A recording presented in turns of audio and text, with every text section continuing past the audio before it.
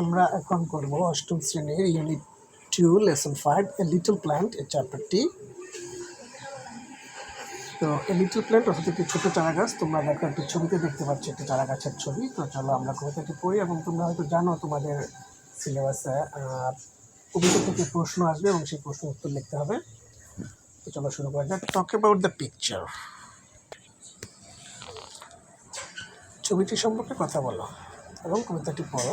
ছবিটি একটি চারা গাছের ছবি আমরা দেখতে পাচ্ছি।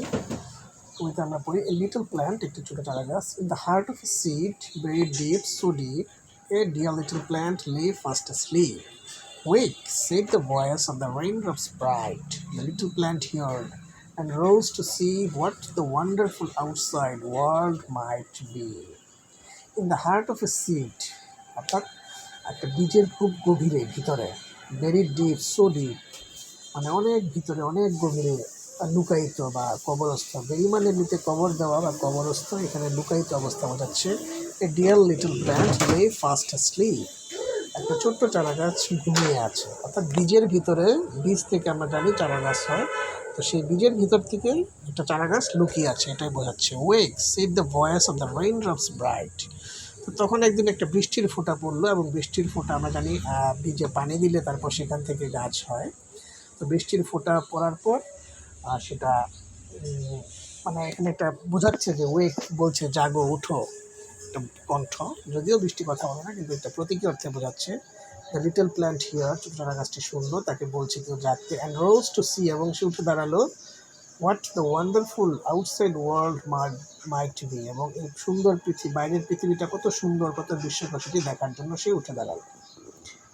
As you listen to the poem, notice how this group of words are pronounced. Practice saying these words. কবিতায় দেখো আমরা জানি ছন্দের মিল থাকে। দেখো এই শব্দগুলো হচ্ছে সেই ছন্দের মিল। বিতে seed, deep, asleep, seed, heard, word, lay, wake, brain, এই শব্দগুলো। তারপর আমরা প্রশ্নগুলো দেখব। Where is the little plant sleeping? ছোটো চারা গাছটি কোথায় ঘুমাচ্ছে? ছোটো চারা গাছটি ঘুমাচ্ছে in the heart of a seed.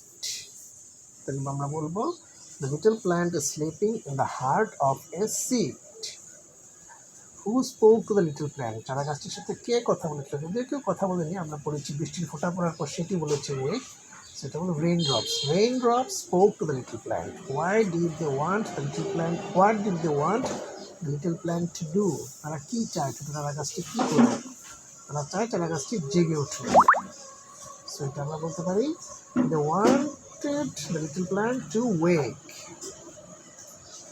What two things do plants need in order to grow?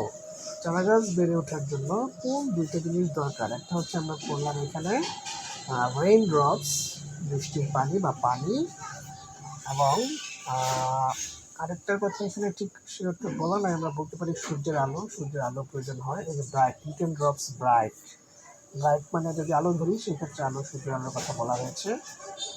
Which word in the poem means grow? এই কবিতায় কোন শব্দ দিয়ে গ্রো কথাটি বোঝাচ্ছে? এখানে গ্রো কিন্তু কোনো শব্দ নাই, তো কোন শব্দের সাথে আমরা গ্রো মেলাতে পারি? গ্রো মানে বেড়ে ওঠা, জন্ম হওয়া।